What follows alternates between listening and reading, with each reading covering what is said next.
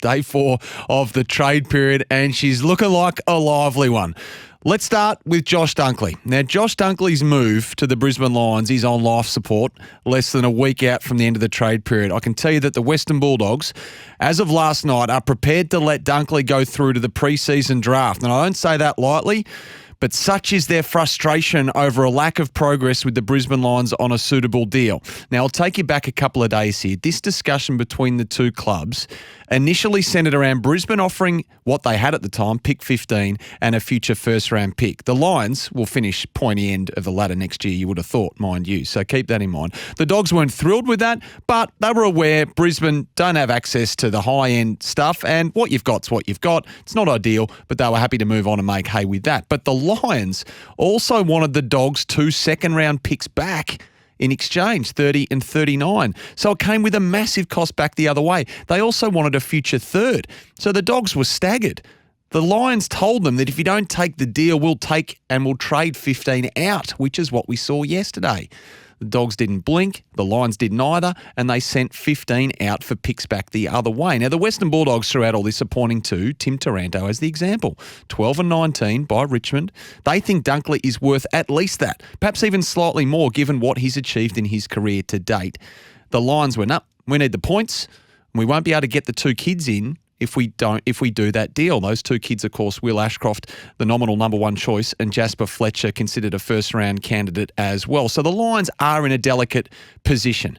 They need a pointy-end pick, or at least a collection of them, to get Josh Dunkley in, and they need to satisfy the point situation when it comes to the bids on their father-sons. So the Lions traded out 15 yesterday, and we're back to square one on this, and some frustration attached to it as well. The 2 first-round picks, even reasonably late ones, would get it done for the Dogs, depending on how close the Lions can claw 21 back to 15. But the Dogs aren't going to give anything back. The Lions said, we're giving you what you want. The Dogs are obviously saying, no, you're not. So the Lions might now try to nudge 21 up a bit, but the Dogs feel they've been taken for a ride, and Brisbane think they'll fold. So the Western Bulldogs last night sat down, is my understanding, and resolve themselves to the fact that they are now committed, if it gets to this, to getting nothing in return if it gets to that. Now, I know that threat gets thrown around from time to time, but I can tell you they are resolute on this at the moment, the Dogs. Dunkley, therefore, would go into the open market. It's a very real proposition at the moment where things stand, admittedly, with a fair period of water to go under the bridge yet, of course, until the deadline next Wednesday. So if he slides through to the open market, the Dogs also, the other thing I was told, is haven't given up hope of taking him back. They're more than happy to call his name out and he can come back if he wants to. As I say, there's a few days to go, some water to go under the bridge, but the Lions are in such a delicate position with wanting their cake and eating it too when it comes to Dunkley and Ashcroft and Fletcher that it has made this Dunkley trade enormously difficult. And the Dogs are perhaps a tad irritated that the Lions knew all year that these kids were coming through and they probably haven't adequately prepared for that, and yet they have committed to taking Josh Dunkley. So it'll be really interesting to see where this one goes, but it's up on blocks at the moment. The Lions nowhere near it, albeit with some time to go. Brodie Grundy, that situation, Collingwood can't keep him, won't keep him. We know this trade happens with the 5 years to run. Hasn't happened yet, though, and Graham Wright, it's a big deal for Collingwood. Pick 27's there from Melbourne. My understanding is the Pies are also waiting to see what the Demons might get for Luke Jackson, and they might ask for it. So then they'd get 27, maybe even an earlier pick inside 25, and they'll ask for that. Bear with me while I work through these. We mentioned Tim Taranto. Jacob Hopper will get done. It just happens to Richmond. A year to run on his contract. The Tigers will give up their future first, pick 31, and it looks like Ivan Soldo. I think that's the package at the moment. Soldo wasn't playing. He can play at GWS regularly and consistently. They met yesterday, the Soldo camp.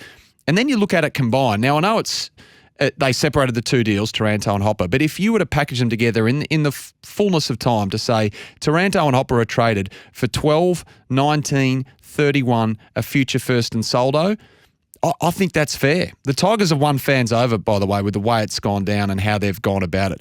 Look, a lot of smoke around Lockie Whitfield. My personal belief and understanding from speaking to people around it is it won't be happening. Nick Haynes won't be happening. He's happy in Sydney as well. I think Hopper gets done, which perhaps means Lockie Whitfield, there's no need for him to be traded anyway.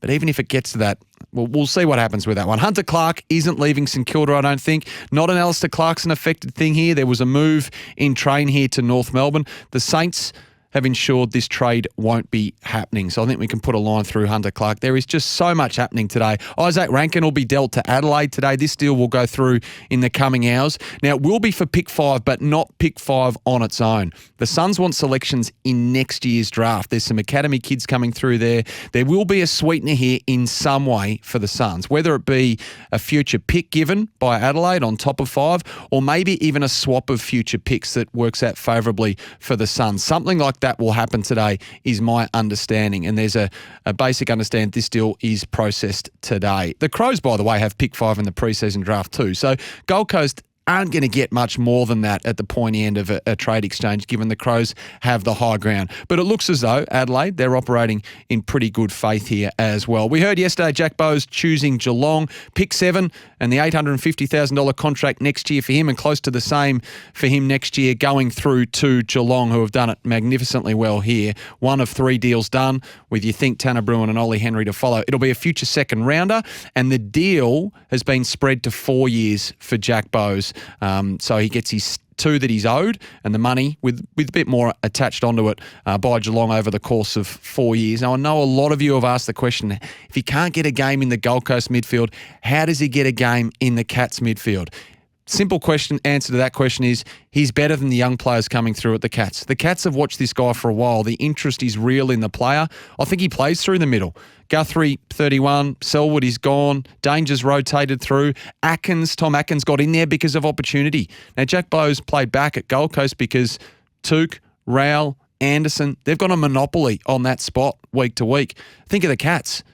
Guthrie, Atkins, Selwood, Dangerfield, Parfitt, the list goes on and on. At the Suns, there's seemingly a reluctance to change that midfield mix. So it'll be future second, but the Cats are dealing hard right now too, by the way. As a rival list manager said, they're trying to win every game to love at the moment, but maybe they need to get these 3 former first-rounders in the door. Whew, there is a lot happening here on day 4 of the trade period.